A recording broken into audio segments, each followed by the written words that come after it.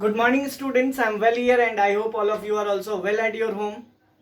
Today, we will discuss the second part of chapter number 10, that is reaching the age of adolescence. But before that, let me make it clear that some of the questions have been just left in chapter number 9. That is because we will read some more concepts in chapter number 10, and after that, we will discuss chapter number 9th question answer in detail, whichever are left now. So let us start the second part, chapter number 10, that is reaching the age of adolescence. Reaching the age of adolescence. Age of adolescence.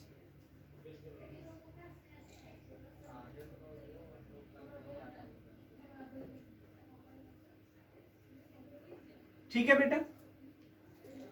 तो इस chapter में कुछ चीजें जो हमने पढ़ ली थी पहले ही, वो क्या कि एडोलेसेंस क्या होता है। एडोलेसेंस एक एज ग्रुप है जिसमें कोई भी बॉडी है वो different type of changes including reproductive changes को अंडरगो करती है। मीन्स व्हाट कि बहुत तरह के जो चेंजेस होते हैं जिसको वो अंडरगो करती है, रिप्रोडक्टिव चेंज उसमें भी एक होता है, और कहीं ना कहीं वो सभी इस चैप्टर में हम डिस्कस करेंगे, जिसमें हमने एडोलेसेंस को देखा कि एडोलेसेंस वो है एक ऐसा एज ग्रुप जिसमें कोई भी जो बॉडी है वो अपने बॉडी के अंदर, कोई भी जो ऑर्गेनिज्म है वो अपने बॉडी के अंदर हो रहे डिफरेंट टाइप ऑफ चेंजेस के बारे में बात करता है। ठीक है, और जो भी चेंजेस हमारी बॉडी में उस दौरान, उस एज ग्रुप के दौरान होता है, उसको हम क्या कहते हैं बेटा? Changes during adolescence. अब वो चेंजेस क्या होते हैं उसको भी हम आज डिटेल में पढ़ेंगे, लेकिन उससे पहले ये भी जान लीजिए कि मैंने आपको लास्ट क्लास में भी बताया था इसको कि इसका जो एज ग्रुप है वो 13 to 18 ईयर्स का है। विमेन में मैंने आपसे कहा था कि 2 साल प्रायर होता है, पहले होता है, वो है 11 ईयर से लेकर 18 ईयर तक में डिफरेंट टाइप ऑफ चेंजेस होते हैं। तो वो बेसिकली जो है वो सभी चेंजेस हम डिस्कस करेंगे। उन सभी चेंजेस को डिस्कस करने से पहले मैंने आपको जो लास्ट पॉइंट उस दिन हम डिस्कस करके गए थे वो क्या था कि हार्मोन्स क्या होते हैं और हार्मोन्स का काम क्या होता है। तो कुछ हद तक तो मैंने आपको बता दिया था कि हार्मोन्स क्या है। हार्मोन्स के बारे में ये कहा गया था कि द केमिकली सिक्रेटेड सब्सटेंस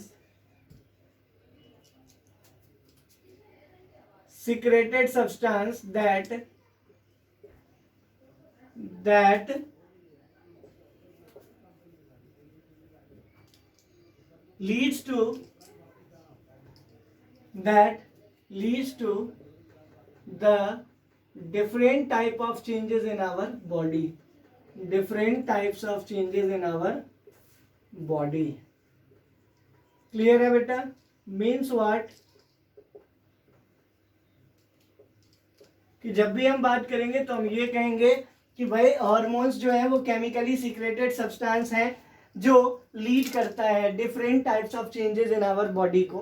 ठीक है, अब ये हार्मोन्स जो है वो कौन कौन से हैं और किस किस तरह के चेंजेस को अगर कराते हैं वो हम सबसे पहले डिस्कस करेंगे।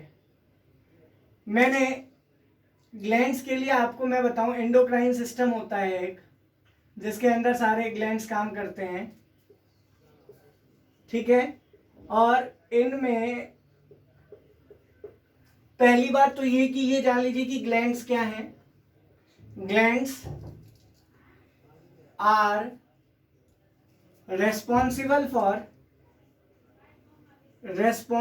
for the different type of for the secretion मतलब छांटना होता है, secretion of different types of hormones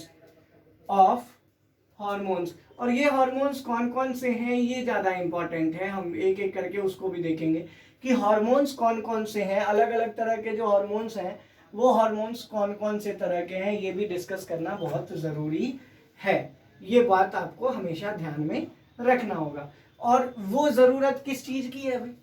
तो हम कहेंगे क्या कि सबसे पहले हम बेस्ट जो है वो पेनक्रियाज के बारे में पढ़ लेते हैं कि पेनक्रियाज क्या है।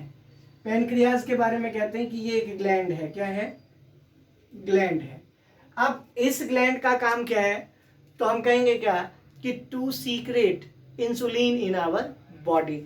मीन्स व्हाट कि पेनक्रियाज किस हार्मोन को सीक्रेट करता है? तो हम क्या कहेंगे? इंसुलिन को सीक्रेट करता है। किसको सीक्रेट करता है? इंसुलिन को। क्लियर है?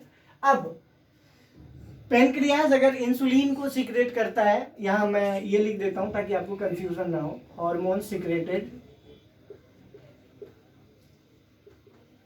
तो जब भी पेनक्रियाज जो है वो अगर इंसुलिन को सीक्रेट करते हैं तो इंसुलिन का काम क्या है? तो हम कहेंगे क्या कि it maintains the amount of sugar in our body. Amount of sugar in our body.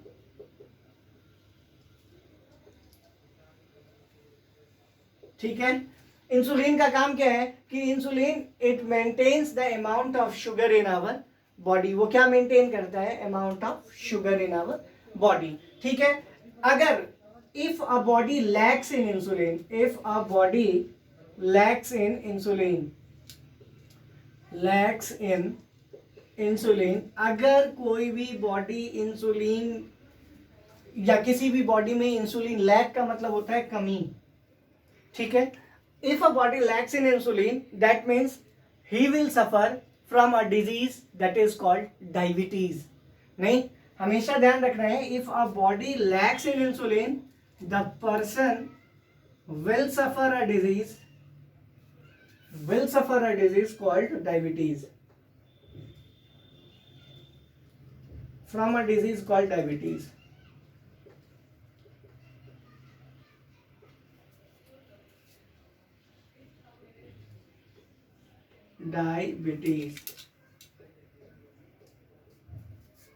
Clear है? कोई प्रॉब्लम नहीं है इसमें। दूसरा जो हार्मोन है बेटा वो कौन सा है?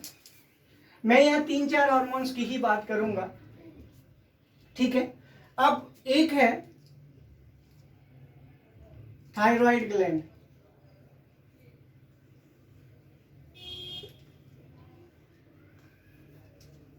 ये कौन सा हार्मोन सीक्रेट करता है? तो हम कहेंगे क्या? थायरॉक्सिन। ठीक है? ये कौन सा हार्मोन सीक्रेट करता है? थायरॉक्सिन, जो हमारे जिसकी कमी से हमारे बॉडी में बहुत सारी अलग अलग तरह की बीमारियां होती हैं, जैसे जिनमें से एक है हमें अगर गले का रोग होता है तो कहीं ना कहीं वो थायरॉक्सिन की कमी से होता है। तीसरा है बेटा एडर्नल ग्लैंड।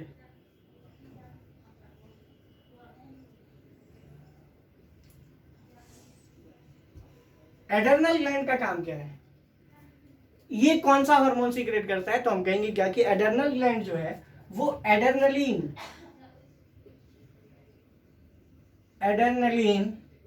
हार्मोन को सीक्रेट करता है। हमेशा ध्यान रखें कि एडर्नल ग्लैंड जो है वो एडर्नलिन हार्मोन को सीक्रेट करता है। और इसका काम क्या होता है? तो हम कहेंगे क्या कि it controls the amount of anger and fear in our body. Means what कि इस ग्लैंड का काम ये है कि हम किस समय पर कैसा रिएक्शन देते हैं वो बताने का काम हमें कौन करता है? Adrenal gland. एडर्नल ग्लैंड का काम क्या है? एडर्नल ग्लैंड जो है वो हमें ये बताता है कि हमें किस समय किस तरह का रिएक्शन देना है। आई होप क्लियर है। जब भी हम एडर्नल ग्लैंड की बात करेंगे तो हम क्या कहेंगे कि it secrets adrenaline hormones and this hormones controls the amount of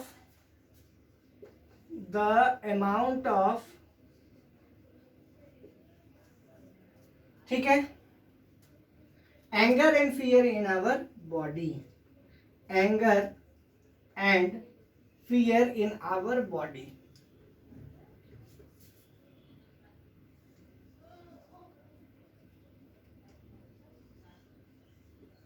no problem.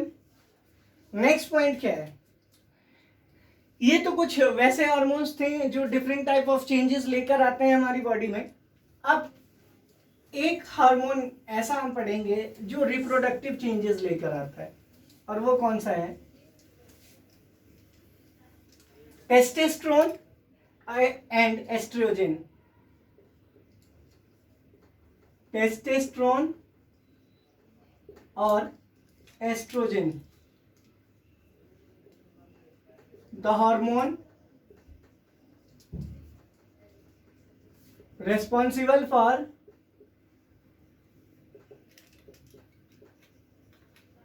the, ठीक है, द हार्मोन एस्ट्रोजन की अगर बात करें तो प्रोडक्शन ऑफ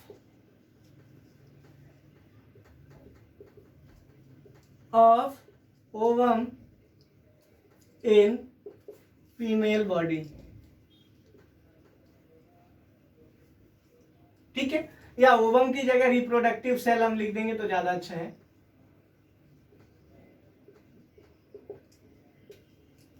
ठीक है, वहीं अगर हम टेस्टोस्टेरोन की बात करें, the hormone responsible for, the hormone responsible for production of, for production of या producing male reproductive hormone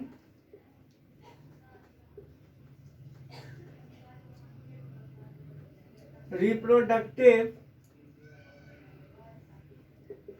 hormone in, ठीक है, तो मेल रिप्रोडक्टिव हार्मोन क्या है? Sperm in male. क्लियर है, कोई प्रॉब्लम नहीं है बेटा। ये ध्यान रखना कि ये टेस्टोस्टेरोन होता है और ये एस्ट्रोजन होता है, ये इंपॉर्टेंट है। ठीक है, कोई प्रॉब्लम नहीं है। अब नेक्स्ट पॉइंट क्या है बेटा कि what are the different type of changes that takes place. पहले तो मैं आपको बता देता हूं कि इन ह्यूमन बॉडी, पहले मेल और फीमेल कॉमन की बता देता हूं और फिर मैं आपको मेल का सेपरेटली बता दूंगा और फीमेल का सेपरेटली। लेकिन उसके लिए क्या जरूरी है कि पहले हम ये समझ लें कि मेल और फीमेल एज अ यूजुअल, अगर हम किसकी बात करें, अगर केवल और केवल अगर हम ह्यूमन बीइंग की बात करेंगे तो एज यूजुअल कौन कौन से चेंजेस होते हैं वो जानना ज्यादा जरूरी है। देखिए यहाँ पर changes taking place in human body at the age of adolescence।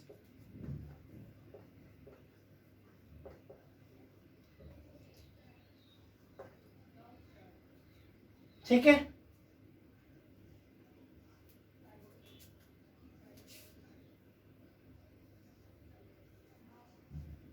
ठीक है। एडोलेसेंस के दौरान क्या क्या चेंजेस होता है? पहला चेंज इन बॉडी शेप।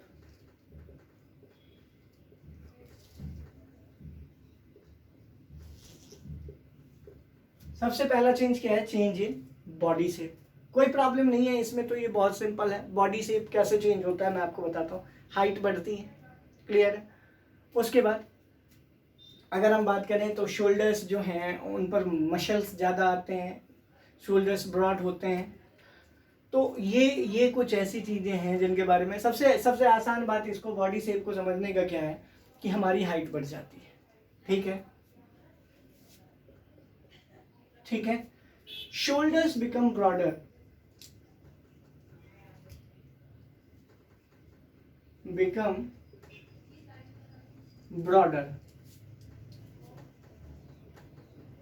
ठीक है। कंधे जो हैं वो चौड़े हो जाते हैं। ठीक है। तीसरी बात, they become capable of reproduction,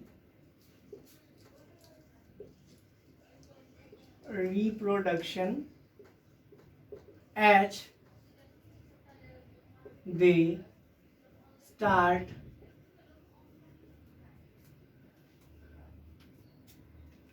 producing their respective gamete। their respective gamete। कोई प्रॉब्लम है ही नहीं इसमें। तो अगला पॉइंट क्या है, फोर्थ पॉइंट, यहाँ पर देखिए कि चेंज इन बॉडी शेप की बात कर दी, शोल्डर्स बिकम ब्रॉडर की बात मैंने कर ली, they become capable of reproduction, क्योंकि ये जो है ये अपने रेस्पेक्टिव गैमेट को प्रोड्यूस करने लग जाते हैं। उसके बाद नेक्स्ट पॉइंट हमारा क्या है, नेक्स्ट पॉइंट है कि pubic hairs start appearing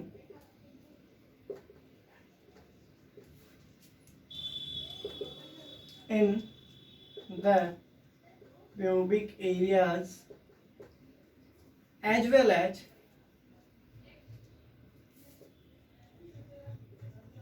on chest and under armpit। ठीक है। और लास्टली मैं आपको एक लास्ट पॉइंट बताता हूं, दे या increased activity of sweat, increased activity of sweat, पसीना जानते हैं, ऑफ स्वेट। तो ये मैं आपको बताऊं कि जो मेन चेंजेस जो कॉमन है वो यही है। सबसे पहला क्या है, चेंज इन बॉडी शेप। अगर हम बात करें तो सबसे पहला चेंज जो आता है एडोलेसेंस में वो आता है चेंज इन बॉडी शेप।